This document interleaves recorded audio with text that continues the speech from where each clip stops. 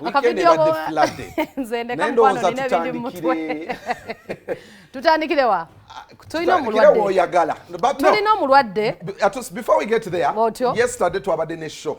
Yo twabadde ne show ejjukira omugenzi. I think let's start from that. Yeah, by the way. Jaweze emyaka 17 bucha Eri Wamala tumuteeka mutaka. Kamu ku ba legends ba Ba factually. legends is undisputed. Tetunafuna somebody atuwakifaanana cha Eri Wamala. And I think yayimba ennyimba ezayizina okuba ku mutindo mulembe gwaffe n'azimba emirembe gye. I know kyokka naffe kati tutandika okunyumirwa tugamba ani anatukolera ebintu nga bino. Yesterday several celebrities were here to celebrate. Mwabadde Joanita Kawalya, abadde Chamuka Mudiro, abatabaddeko, Mr. Kisemakula graced the event. I know. Kagamba ba legend banne. Yes. And they had a lot to say about the legend, why they did this for that legend. I know. Ategeeza ki gye bali mu careers as much as they made it this big in the industry. I know. Ndoza wetu batutandikira tuketusumula embozi kulwasa ezoche ezo zonna.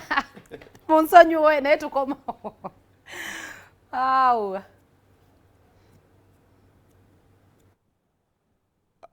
Okay.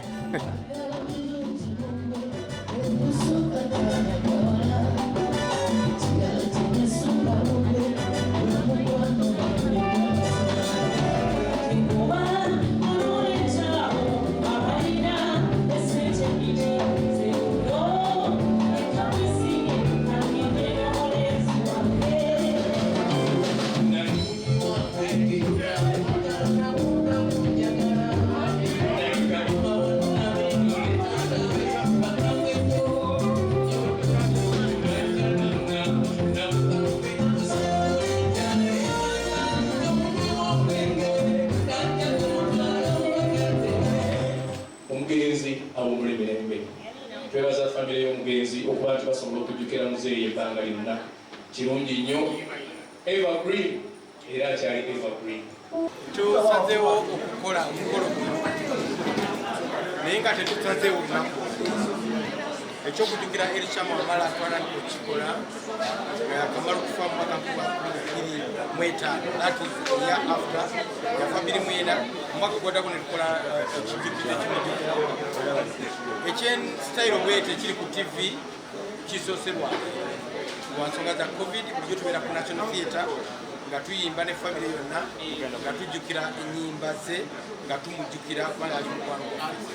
Twalonze olunaku leero okujjukira mukadde waffe kati omugenzi Elisha Wamala lw'ensonga nti lwegiweze emyaka 17 bukyanga ava mu bulamu bw'ensi eno yafa 22 ogw'omunaana 2024. So twalonze olunaku luno okumujjukira naye ng'ogyeko okujjukira ye nga omuntu n'okusindika obubaka eri abavubuka baffe abayimba essaawa zino tibawuliriza ennyimba za Wamala abamu muzimanyi naye muziwulira naye temuziwuliriza. So twasazeewo okuzibajjukiza. Oyinza okubaako kyoyize olwaleero oba tolina kyoyize ng'ogenda kuddamu ozifune okiyige emaaso awo ebimu ku byoyinza okuyigamu ku nnyimba eziyimbiddwa olwaleero nti omuntu osobola okuyimba oluyimba ne luba n'omutindo mu bivuga.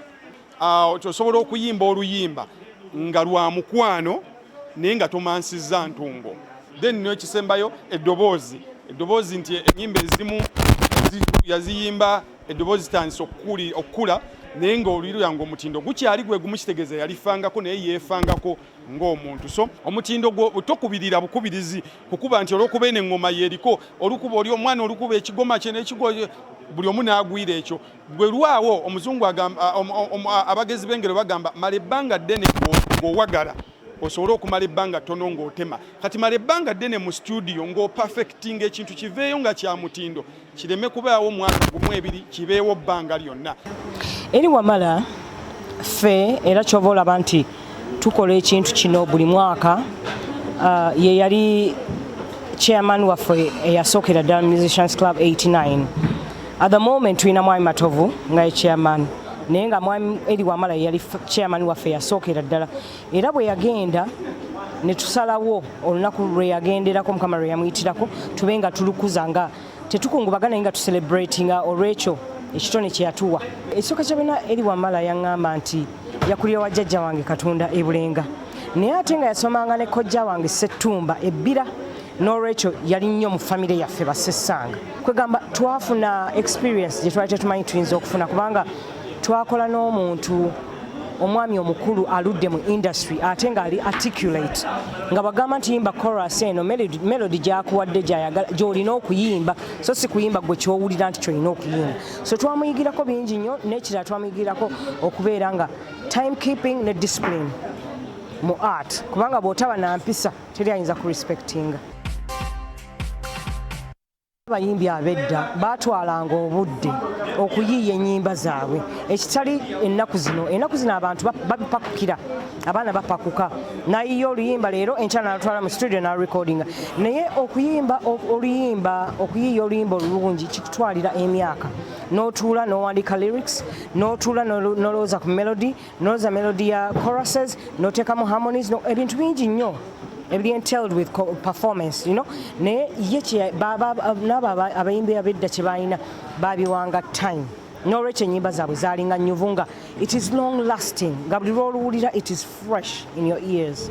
Bw'olaba abantu abo bo bwe baali basingako okumanya okwagala okusinga abantu ab'omulundi guno nti ekikwatagana n'obutabanguko olaba ne mu nnyimba za Eri Wamala buulo oluyimba lwe nga namuganye wadde ayogera ku kkuba awantu naye ate omulaba nti attaanya n'omulaba ng'alina okubudaabuda kwegamba nga temuli malala ennaku zino byotalaba nnyo mu bantu abayimbi bayimba byabwe nabo bwe balowooza naye obubaka bw'abayimbi abo bonna abedda bw'otunuulira Elishama Wamala bw'otunuulira taata wange Eclas Kawalya bw'otunuulira Basudde bw'otunuulira Kafeero kuba ne Basudde yagenda n'ayimba ne muluyimba liraga nti Kate Kawalya kasooka nga afa twabeeranga awamu enkanya ddoboozi naye nga si ddoboozi lyokka naye n'obubaka nga buwooma okuwulira kwegamba omugenzi eyakafasame Kasule bali ku ddala lya waggulu nnyo mu buyiiya ate nga bye bayiiya nabyo byaliwo mu kiseera ebyo ate bikyaliwo kibalanga n'ennyimba zaabwe tezivaako kubanga bye bayimba bo Mukama yabateekako